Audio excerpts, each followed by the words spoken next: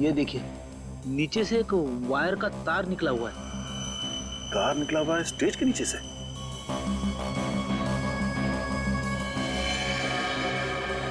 वो भी ठीक उसी जगह पे जहां पे रॉकी खड़ा था जलने से पहले।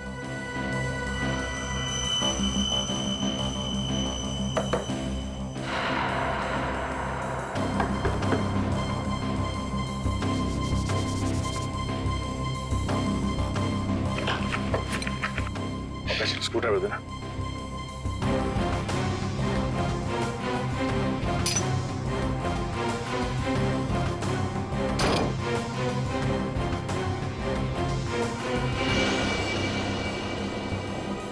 सर, नीचे तो एक कमरा है।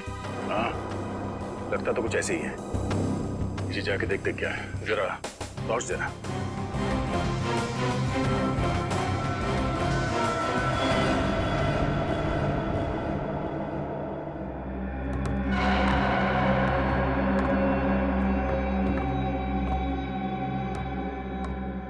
अरे, ये कैसा छुपा हुआ कमरा है सर? पूरे कमरे में धूल मिट्टी पड़ी हुई है। ये कलाकारों के लिए अलग से बनाया हुआ कमरा है। यहाँ से स्पेशल एंट्री दिखाते हैं। सर, खूनी ने स्पेशल एंट्री के लिए बनाए दरवाजे का बड़ी होशियारी से इस्तेमाल किया है। सर ये देखिए, ये वायर ऊपर से नीचे आ रही है सर। ये वायर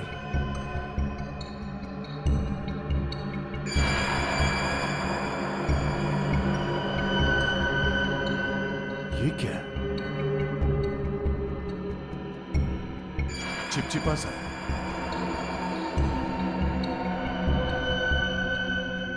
ये तो रबर सोल्यूशन है। सर, रबर सोल्यूशन यहाँ पर? हाँ, यहाँ पे क्यों? ओह, अब समझ में आया। ये सारा मामला है क्या? क्या सर? ये सब रॉकी को मारने का प्लान था। ये इलेक्ट्रिक वायर भी, ये रबर सोल्यूशन। रॉकी को मारने का प्लान? वो किसे? बताता हूँ फ्रेडी। पहले ये देखते हैं कि ये इलेक्ट्रिक वायर जाता कहाँ है।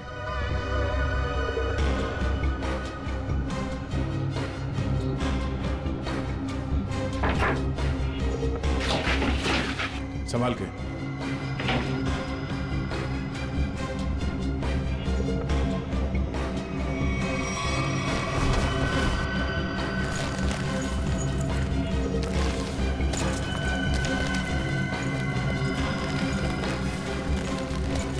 सर, ये तो बैक स्टेज एरिया है। वो देखिए, एक्स्ट्रा ड्रम्स और गिटार भी दिख रहे हैं।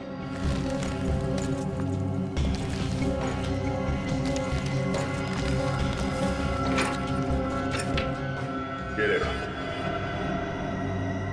वायर मेन स्विच से कनेक्टेड है। आपको समझ में आया फ्रेडी? फ्रेडी, रॉकी ठीक उसी जगह पे खड़ा था जहां से हम लोग नीचे आए हैं, और ये वायर उस दरवाजे से कनेक्टेड था और आसपास रबर सोल्यूशन पड़ा हुआ था। जैसे ही कंसर्ट शुरू हुआ, किसी ने ये मेन स्विच ऑन कर दिया, वायर में शॉर्ट सर्किट हो गया और रबर सोल्यूशन में आग लग गई। और आग इतनी तेजी से फैली कि रॉकी कुछ कर नहीं सका, वही मारा गया बेचारा। सर, अब खूनी का कैसे पता चलेगा? ये बैक स्टेज है, इसका मतलब है यहाँ के किसी स्टाफ ने कुछ देखा जरूर होगा। एक काम करो, यहाँ पे जितने भी स्टाफ काम करते हैं उन सबको ऊपर इकट्ठा करो। चलिए।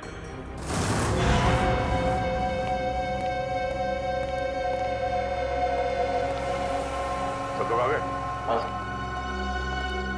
अच्छा, एक बात बताओ, शो स्टार्ट होने वाला था या फिर शो स्टार्ट हो चुका था?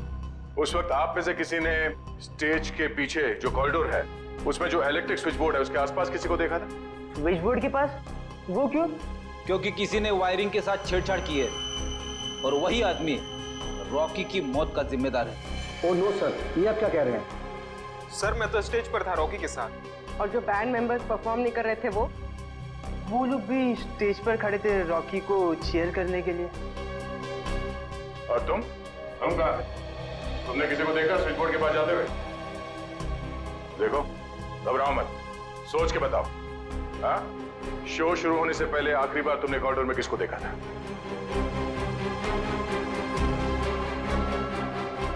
सर इसे देखा था मैंने सर। करण, ये तुम क्या बोल रहे हो? सर मैं झूठ नहीं बोल रहा हूँ, इसे ही देखा था मैंने कॉरिडोर में यहाँ। आप बताओ मिस्टर करण, तुम कॉरिडोर में गए थे या नहीं? सर हाँ मैं गया था क्या लेकिन करने गए थे तुम? हाँ? तुम्हें शो में परफॉर्म नहीं करना था?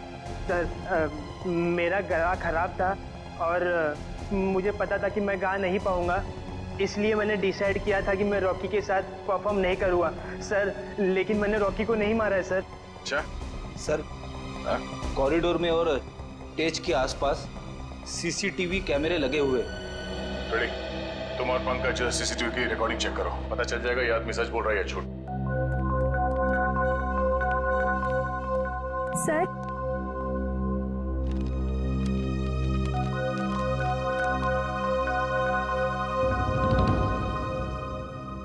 वाकई ये लेटर्स तो फोन से लिखे हैं।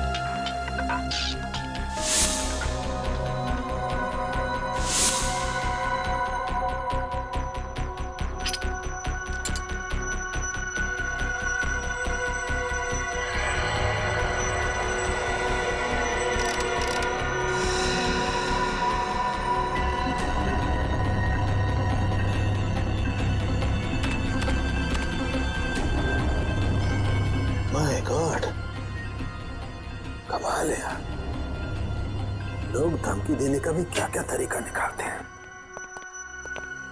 के किस सोच में पड़ा है तू? बॉस ये जो लेटर्स हैं ये खून से लिखे गए। तो इसमें कौन सी अजीब बात है?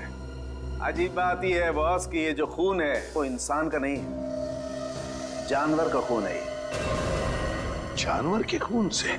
हाँ, ये लेटर्स भेड़ के खून से लिखे गए हैं बॉस, भेड़ के खून से। भेड़ के खून से? और क्या पता चला? ये लेटर्स मैंने अच्छी तरह से स्टडी किए हैं। जिस किसी ने भी ये लेटर्स लिखे हैं वो बहुत ज्यादा पढ़ा लिखा इंसान है। सलून साहब, ये रॉकी के शरीर पे जले हुए के अलावा किसी और चोट या घाव का निशान? नहीं सचिन, इस रॉकी के शरीर को मैंने अच्छी तरह से चेक किया है और किसी किस्म का कोई निशान नहीं है। इस रॉकी का शरीर आधा जल चुका था और जलने की वजह से इसकी मौत हुई। सर, जिसने भी ये धमकी भरे लेटर्स भेजे हैं सर, वही खूनी है क्या? हाँ निखिल, जिसने भी ये धमकी भरे खत लिखे हैं ना, उसी ने खून किया है। पर एक बात है, भेड़ का खून मुंबई जैसे शहर में आसानी से नहीं मिल सकता। वो जरूर किसी जंगल वाले इलाके या फिर फार्म हाउस वाले इलाके से ही मिला है। तो हमारे शहर के आसपास जितने भी फार्म हाउसेस है, वहां जाकर के पता लगाओ, पूछताछ करो और देखो किसने भेड़ का खून किसी को दिया है या फिर बेचा है क्या।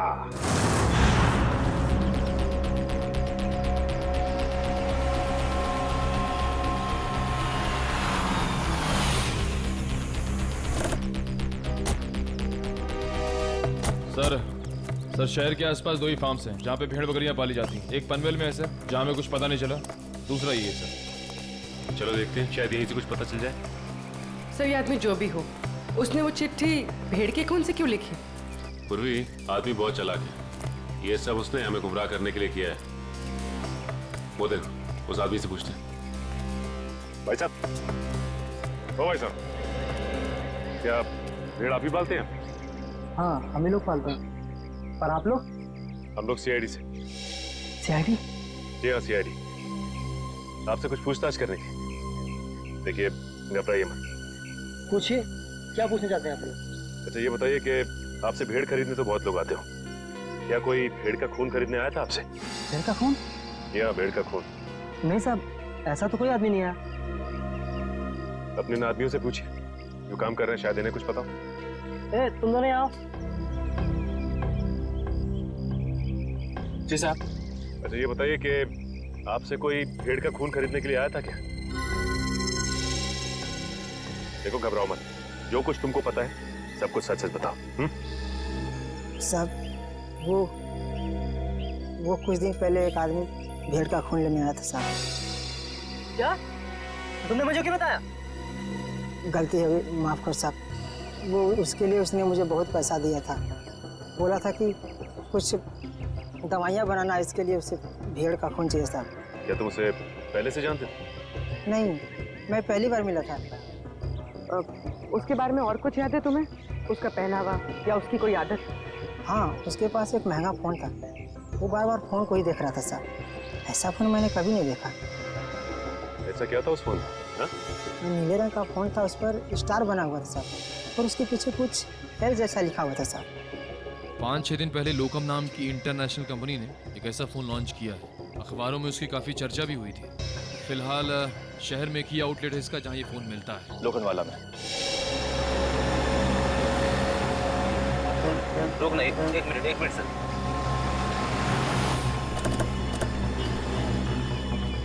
सर, ये उस मोबाइल कंपनी की दुकान है जिसके बारे में सचिन सर ने फोन करके बताया था।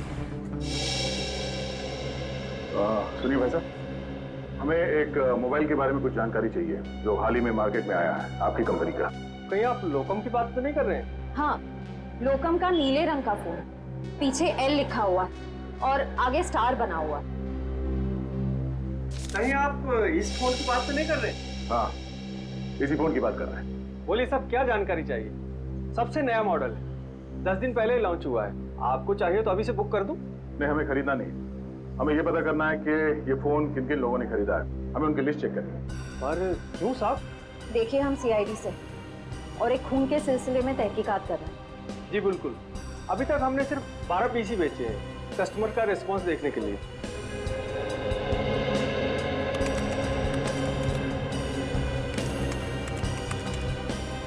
ये देखिए साहब, वो लिस्ट 5 रेड कलर के बिके हैं और बाकी के 7 नीले रंग। नीले रंग के फोन जिन लोगों ने खरीदे हैं उनके लिस्ट चेक करनी है। ये रही साहब लिस्ट। चेतन? लेकिन चेतन तो उस न्यू एज रॉक बैंड का मेंबर है, वो भला अपने ही आदमी का खून क्यों करेगा? ये तो चेतन ही बताएगा। फिर घर चलते हैं, जरा चेतन का एड्रेस है।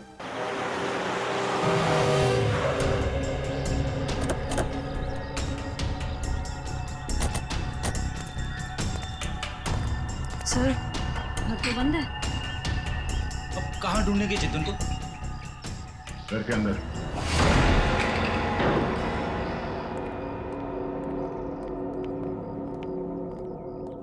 घर के अच्छी तरह से तलाशी लो, देखो कुछ मिलता है क्या।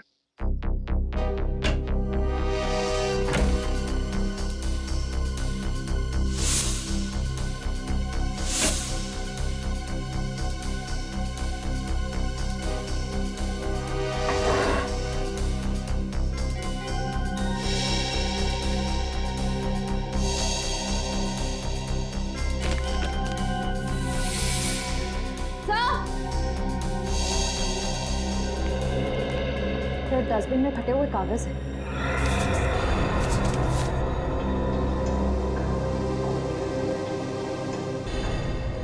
ये तो कोई ड्राइंग जैसा है। लगता है चेतन ने कोई ड्राइंग बनाई होगी और घर से निकलने से पहले इस कागज को फाड़ के चला गया होगा। टुकड़ों को जोड़ के देखते हैं, पता चल जाएगा इस चेतन ने क्या ड्राइंग बनाई थी।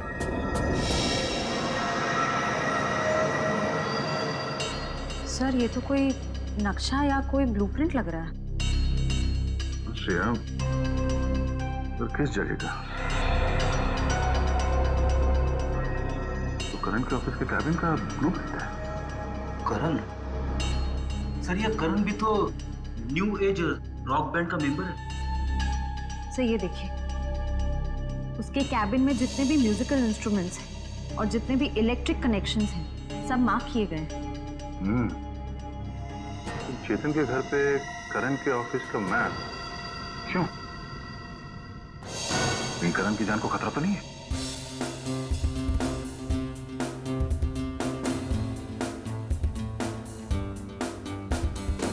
रॉकी सर की बहुत याद आती है। उनकी आवाज में एक अलग ही जादू था। हाँ यार, वो एक अच्छे कलाकार ही नहीं बल्कि एक अच्छे इंसान भी थे। सीआईडी यहाँ हमारे ऑफिस। करण कहाँ है? बात क्या है सर? हमें कुछ जरूरी बात करनी है उससे। सर वो तो बाहर गए हुए। कहाँ गए? सर पता नहीं सर।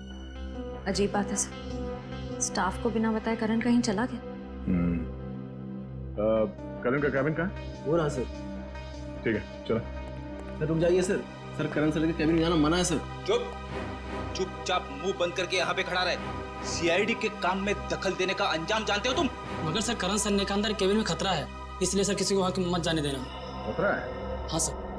फिर तो जरूर जाना पड़ेगा।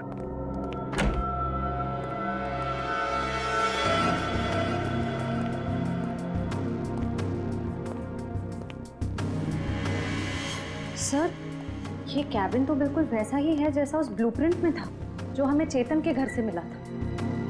हाँ श्रेया, सारे म्यूजिकल इंस्ट्रूमेंट्स वैसे ही रखे गए जैसे उस नक्शे में मार्क किए गए थे।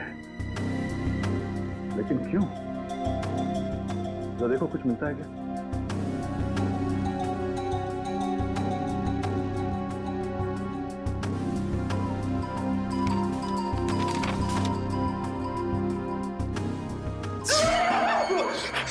क्या हुआ फ्रेडी? सर गिटार में करंट है। गिटार में करंट है? अरे नहीं सर, सर रॉकी के खून में करण का हाथ है, इसीलिए उसने जानबूझ के ये वाला सेटअप अपनी कैबिन में बनाया ताकि वो शो में होने वाले खून की प्रैक्टिस कर सके। सर ये स्केच देखिए, इसमें म्यूजिकल इंस्ट्रूमेंट्स और इलेक्ट्रिक कनेक्शंस बिल्कुल वैसे ही हैं जैसे उस शो में थे। स्टेज और बैक स्टेज में भी सब ऐसे ही फिट किया गया था। ये सारा मामला समझ में आ रहा है। करण और चेतन इन दोनों ने मिलकर रॉकी का खून किया है। मगर सर करण सर ऐसा क्यों करेंगे सर?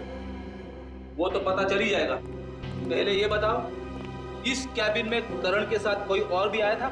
नहीं सर, वो तो हर वक्त काम में बिजी रहते थे, दिन रात अगले शो की तैयारी में ही लगे रहते थे। सर उन्हें तो किसी से मिलने की फुर्सत तक भी नहीं थी। पर सर उसने कहा था कि उसका गला खराब था, इसलिए उसने रॉकी के साथ उस शो में परफॉर्म नहीं किया। वो सब एक झूठ था। उसने हमारे सामने नाटक किया। उसने रॉकी का खून किया और रॉकी को रास्ते से हटा दिया, और अब अपना अलग से शो प्लान कर रहा है। करण का अगला शो कहाँ है? सर पूना में। पुणे में?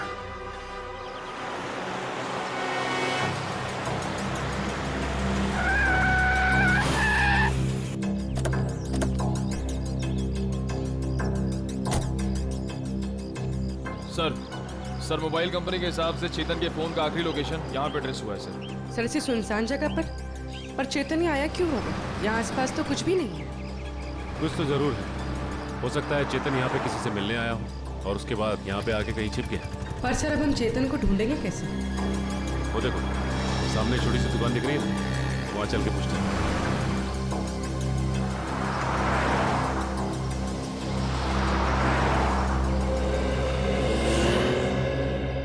कहिए साहब, क्या लेंगे? चाय, कॉफी या फिर गर्मा गर्म समोसे? नहीं बस आप इतना बता दीजिए कि आपने इस आदमी को पहले कभी देखा है?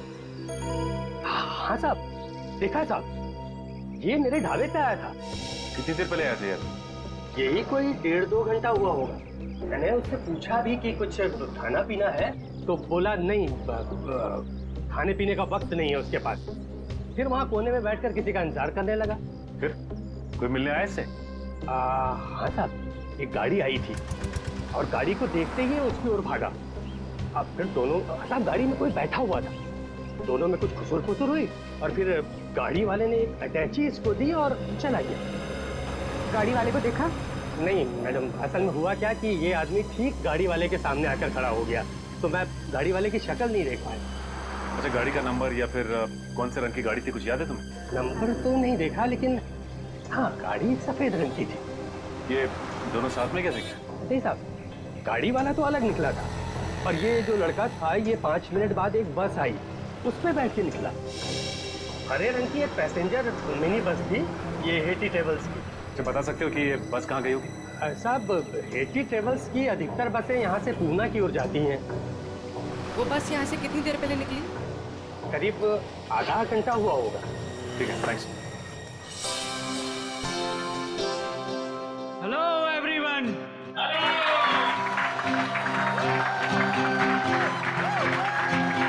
तो आखिरकार वो दिन आ ही गया जिस दिन का आप सबको बेसब्री से इंतजार था। तो अपने दिलों को थाम के बैठिए, क्योंकि अब आपके सामने आ रहे हैं आपके दिलों की धड़कनों को तेज करने the one and only mister Karan.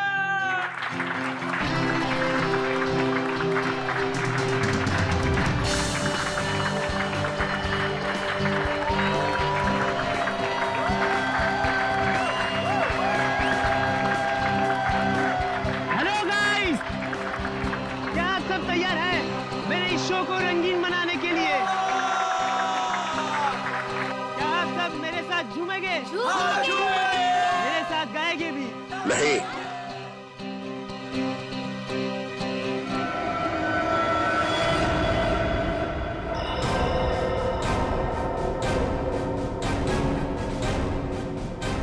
CID यहाँ? हाँ, आप लोग सब प्लीज बाहर जाइए। हम करण जी का शो अकेले में देखना चाहते हैं। टेंशन लेने की जरूरत नहीं है, तुम्हारे पैसे तुम्हें मिल जाएंगे। चलो चलिए चलिए। नहीं नहीं, ये नहीं हो सकता। रुक जाइए आप सब लोग, ये मेरे जिंदगी का पहला शो है। मैं लोगों को बता देना चाहता हूँ, मैं ही नंबर 1 रॉकस्टार हूँ। तुमने तो कहा था कि तुम्हारा गला खराब है, अब तुम गाओगे कैसे? वही तो, बेसुरा गाने से तुम्हारा नाम खराब हो जाएगा। देखिए, वो तो मैंने कुछ नहीं किया। तुमने हमसे झूठ बोला कि तुम्हारी तबीयत ठीक नहीं है, इसीलिए तुम रॉकी के साथ स्टेज पर नहीं थे। पर सच तो ये है कि रॉकी को तुमने मार डाला और अब खुद रॉकस्टार बनने चले हो, हैं?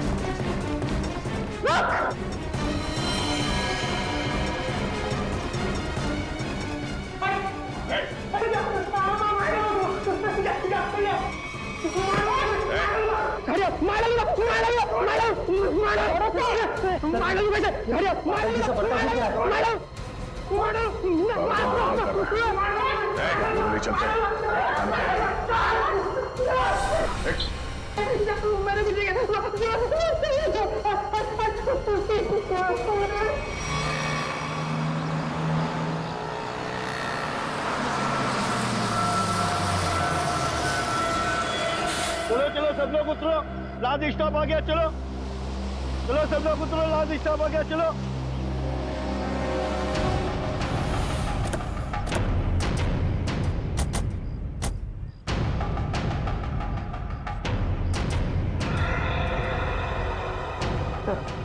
हो रहा है चेतन, बस से उतर रहा। सर बार बार पीछे मुड़ के देख रहा है, ऐसा लग रहा है काफी डरा हुआ है। गलत काम करेगा तो डरेगा ही।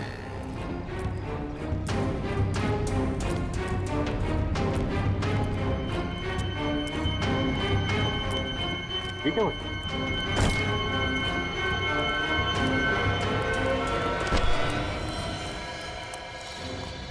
प्लीज प्लीज प्लीज हटिए हटिए प्लीज।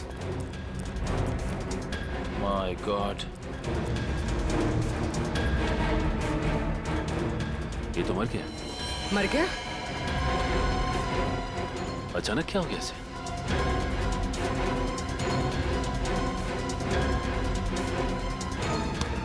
सर शरीर पे किसी भी घाव के निशान नहीं। फिर इसकी मौत हुई कैसे?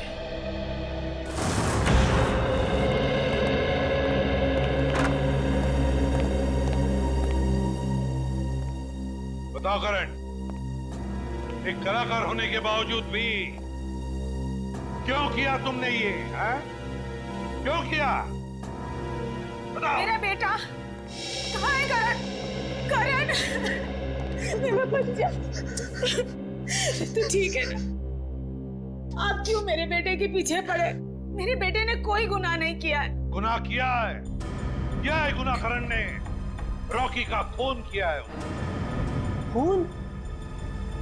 नहीं नहीं एसीपी साहब, लगता है आपसे कोई भूल हो गई है। देखिए, मेरा बेटा किसी का खून नहीं कर सकता। अच्छा, करण के ऑफिस में वो म्यूजिकल इंस्ट्रूमेंट के साथ बिजली के तार क्यों जोड़े गए? और वो स्टेज का स्केच, वो कहां से आया जहां पे रॉकी की मौत हुई थी? सर, मैं मानता हूं मैं रॉकी को मारना चाहता था। मैंने वो इलेक्ट्रिक वायरिंग भी की, स्टेज पर रबर सॉल्यूशन भी लगाया और रॉकी को जलाकर मार देने का प्लान भी बनाया। पर यकीन कीजिए सर, मैंने रॉकी को नहीं मारा है। मैंने तो लास्ट समय अपना प्लान बदल दिया था सर। झूठ झूठ बोल रहे हो तुम नहीं मारा है रॉकी को, और तुमने चेतन को अपने प्लान में शामिल कर लिया ताकि सारा इल्जाम उस पर जाए। कौन चेतन? वही चेतन जो तुम्हारे रॉक बैंड का मेंबर था, समझा? सर, चेतन से मेरा कुछ लेना देना नहीं है सर। अच्छा, रॉकी का खून तुमने नहीं किया, चेतन के साथ तुम्हारा कोई संबंध नहीं है। सब पता लगा लेंगे करण, सब पता लगा लेंगे। सचिन, पता नहीं क्यों, लेकिन ऐसे लगता है कि इस करण की बातों में कोई सच्चाई है। सर, अगर ये चेतन करण से मिला हुआ नहीं है, तो चेतन के घर में करण के ऑफिस का ब्लूप्रिंट कैसे आया? और फिर इलेक्ट्रिक वायरिंग पे जगह जगह मार्किंग की गई थी। लगता है ये चेतन करण की कॉपी कर रहा था ताकि रॉकी के खून का इल्जाम इस करण पर आ जाए। फिर सर, चेतन को किसने मारा हुआ? कोई और है सचिन, कोई तीसरा, जिसने चेतन के हाथों रॉकी को मरवा दिया और फिर अपना काम होते ही चेतन को भी ऊपर भेज दिया। पर है कौन ये तीसरा?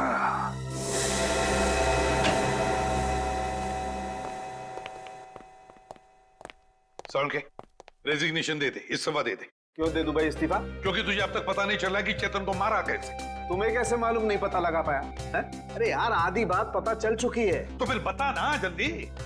देखो, इसकी मौत जहर देने की वजह से हुई। क्या जहर देगी? हाँ, जहर देगी। अब जहर कैसे दिया गया इस बात का पता लगना बाकी है। अभी पता लगता नहीं यार, 1 मिनट रुको ना यार तुम।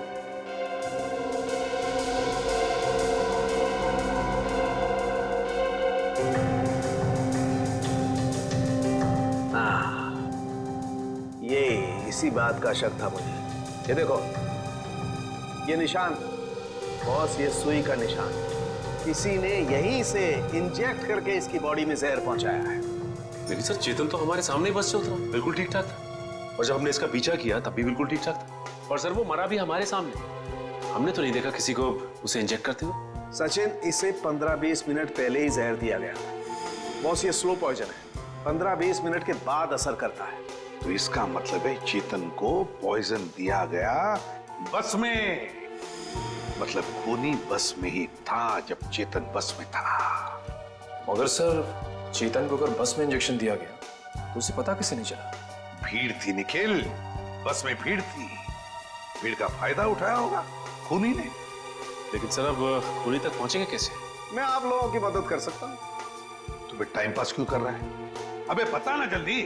बॉस, इसकी कलाई पर एक चमड़े का बेल्ट था, उस पर और इसकी कलाई पर मुझे उंगलियों के निशान मिले। किसके निशान मिले सारुण के? अब इसकी उंगलियों के तो है नहीं, तो शायद वो निशान खूनी के होंगे। अगर ये उंगलियों के निशान खूनी के हैं, तो फिर हुआ ये होगा कि जब खूनी चेतन को इंजेक्शन देना चाहता था, तो किसी वजह से उसने चेतन की कलाई पकड़ ली, मगर कलाई पर था लेदर बैंड, तो बस आ गए उसकी उंगलियों के निशान उस लेदर बैंड पर। लेकिन सर, बस में तो बहुत सारे लोग थे, ये पता कैसे चलेगा कि वो उंगलियों के निशान हैं किसके? पता तो लगाना पड़ेगा सचिन कि वो उंगलियों के निशान हैं किसके। पता तो लगाना पड़ेगा। है एक तरीका है। गुड इवनिंग गाइस, कैसे हैं आप? आज की शाम आप जैसे संगीत प्रेमियों के नाम एंड आई मेक श्योर आज आज की शाम रॉकी एंड बैंड के साथ आप लोगों की बहुत ही यादगार शाम होगी। तो हो जाइए तैयार रॉक एंड रोल करने के लिए रॉकी के गानों के साथ।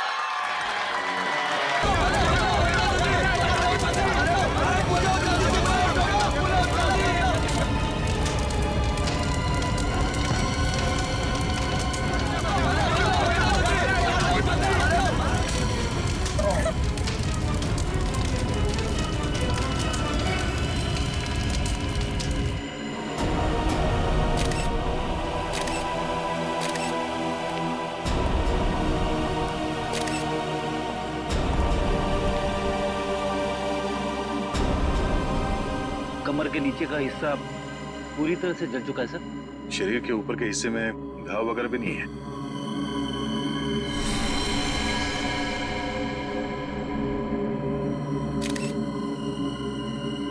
क्या स्टेज पे किसी भी चीज को हाथ तो नहीं लगा किसी ने? नहीं सर। ये आग कैसे लगी? पता नहीं सर कैसे लगी। जैसे हमने रॉकी को आग की लपटों में घिरे देखा, हम भागकर स्टेज पर आए, पर सर रॉकी को हम बचा नहीं पाए।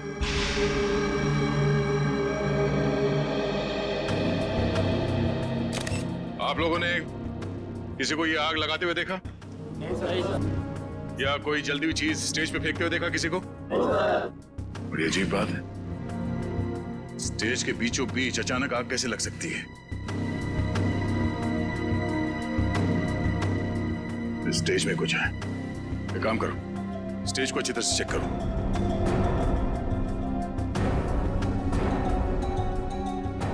सर, हाँ? मैं कुछ कहना चाहती हूँ। क्या बताना चाहती हो?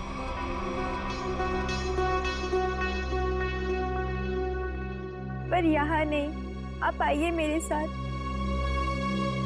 चलिए।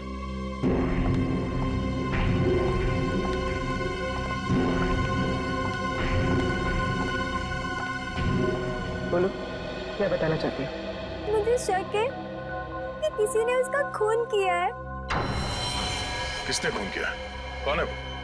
सर, वो कौन है ये तो नहीं पता, लेकिन कुछ दिनों से हमारे बैंड को धमकी भरे लेटर्स भेज जा रहे थे। धमकी भरे लेटर्स? हाँ, और वो सारे लेटर्स रॉकी के नाम पर भेजे जा रहे थे, वो भी खून से लिखे हुए। क्या आप हमें वो खून से लिखे हुए लेटर्स दिखा सकती हैं? हाँ सर, मैं अभी लेकर आती हूँ। प्लीज। सर, अगर लेटर्स भेजने वाले ने आग लगाई है तो इसका मतलब है कि शो के दौरान वो ऑडिटोरियम में मौजूद था। हाँ पूर्वी, लेकिन उसने ये आग लगाई कैसे, ये पता लगाना जरूरी है। मिला फ्रेडी? हैट्टी ट्रैवल्स के एनुअल लकी ड्रॉ में 12 दिसंबर को हमारी कंपनी की सालगिरह थी और 12 दिसंबर को जो लोग हमारी कंपनी की बस में ट्रैवल कर रहे हैं उन सबको मिलेगा एक तोहफा। मुझे तो इस कॉन्टेस्ट के बारे में पहले मालूम ही नहीं था। मुझे भी नहीं पता था, मैंने भी ये खबर अखबार में पढ़ी। देखते हैं आज सरप्राइज गिफ्ट क्या मिलता है। और उनमें से किसी एक लकी आदमी को मिलेगा जैकपॉट, जो कि है 2 लाख रुपए। बस। लेकिन उससे पहले आपको एक छोटा सा काम करना होगा और वो है ये फॉर्म, साधारण सा फॉर्म, वो आपको भरना होगा। तो फिर देर किस बात की है? आइए एक एक करके फॉर्म भरिए और अपने अंगूठे का निशान छोड़कर जाइए इसमें। ये लीजिए।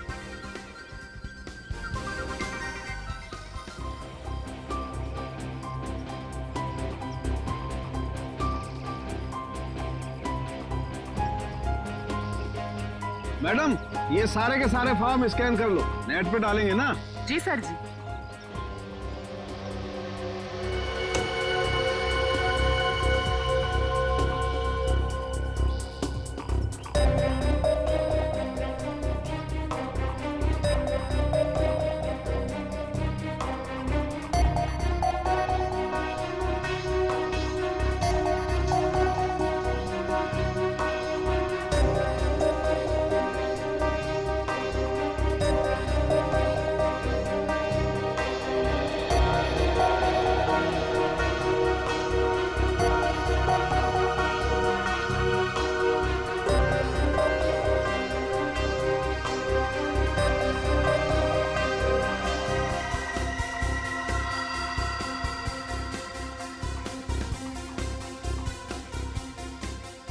सर जी, ये लीजिए, ये मिल गया आपका लकी विनर का नाम। आइए, ये देखिए।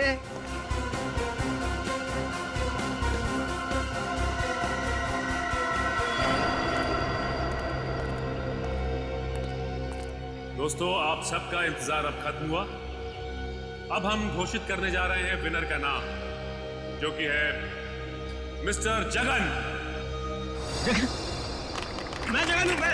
मैंने जैकपॉट जीत लिया। मुझे विश्वास ही नहीं हो, मैंने 2 लाख रुपए जीते। 2 लाख। सर, कहाँ लेना है?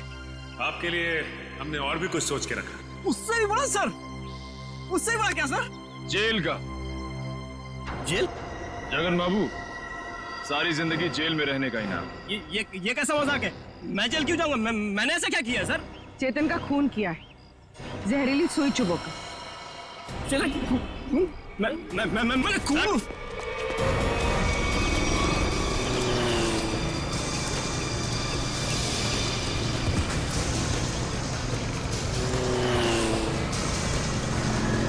तुम्हें पकड़ने के लिए इतनी बड़ी प्रतियोगिता रखी है, इनाम क्या तेरा बाप लेगा? सर, मैंने कुछ नहीं किया सर, मैंने कुछ नहीं किया। मैं छोड़ दो सर, छोड़ दो मुझे। अब बोल, चेतन का खून क्यों किया तूने? सर, मुझे पैसे मिलने थे उसके सर। कौन देने वाला था पैसे तुझे? आज रात को मिलेगा वो आदमी मुझसे सर। तो आज रात को हम भी मिलते हैं उससे।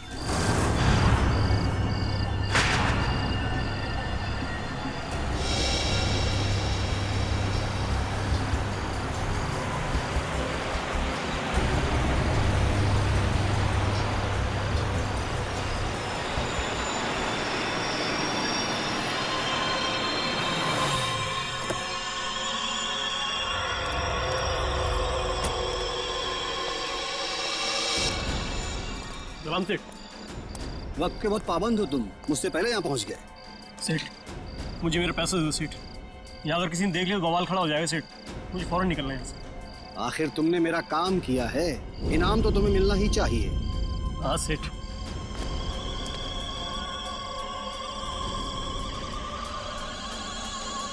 ये रहा तुम्हारा इनाम, देखना चाहोगे?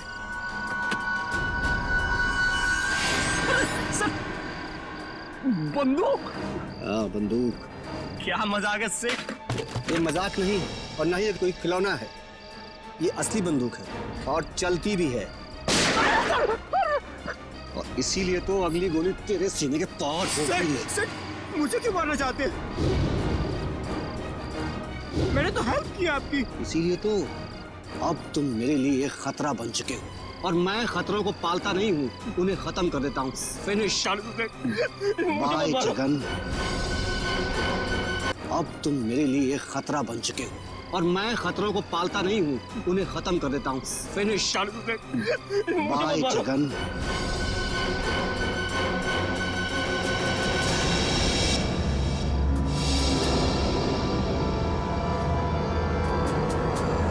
परिमल जी,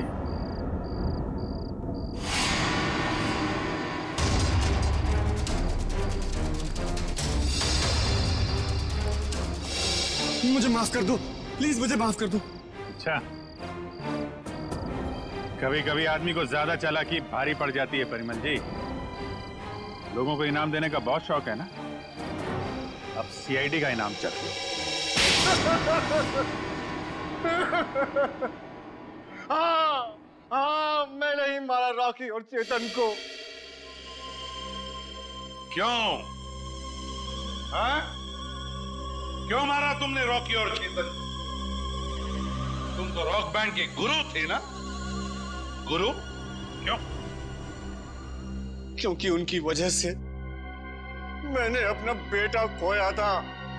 उसकी मौत का बदला लिया है मैंने। मौत का बदला?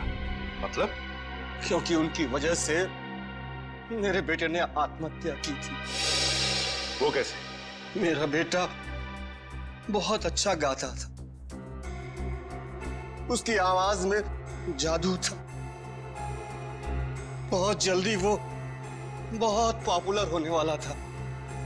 बस ये रॉकी और करण जलते थे उससे। इन दोनों ने मिलकर मेरे बेटे का कैरियर बर्बाद करने का प्लान बनाया। इन्होंने उसे कोई ऐसी ड्रग्स खिला दी जिससे वो बीमार पड़ गया, उसका गला खराब हो गया।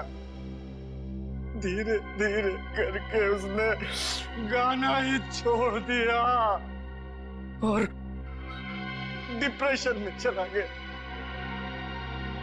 फिर एक दिन इन सब हालात से तंग आकर उसने आत्महत्या कर ली। आप इतने यकीन के साथ कैसे कह सकते हैं कि ये सब कुछ रॉकी और करण ने किया? क्योंकि मेरे बेटे के मरने के बाद एक दिन मैंने रॉकी और करण की बातें सुन ली थी, मगर उन्हें नहीं पता था कि मुझे उनकी असलियत पता चल चुकी है। और इसलिए तुमने रॉकी को मार डाला? हाँ, मगर रॉकी को मारने का प्लान करण का था और ये बात मुझे पता चल गई थी। मैं हमेशा करण पर नजर रखे हुए था। और चेतन को क्यों मार डाला? क्योंकि रॉकी को मारने का सारा काम मैंने चेतन से ही करवाया था। वो इलेक्ट्रिक करंट का तार भी उसी ने लगाया था। चेतन मेरे बारे में सब कुछ जानता था। मुझे डर था कि कहीं वो मेरे बारे में आप लोगों के सामने मुंह न खोल बैठे, इसलिए मैंने उसे भी मार डाला। तुम्हारे बेटे के साथ जो कुछ भी हुआ बहुत गलत हुआ, लेकिन इसका मतलब ये नहीं कि बदले की आग में तुम दो लोगों की जानें लो। तुमने बहुत बड़ा जुर्म किया है और इस जुर्म की सजा तो सिर्फ फांसी ही है।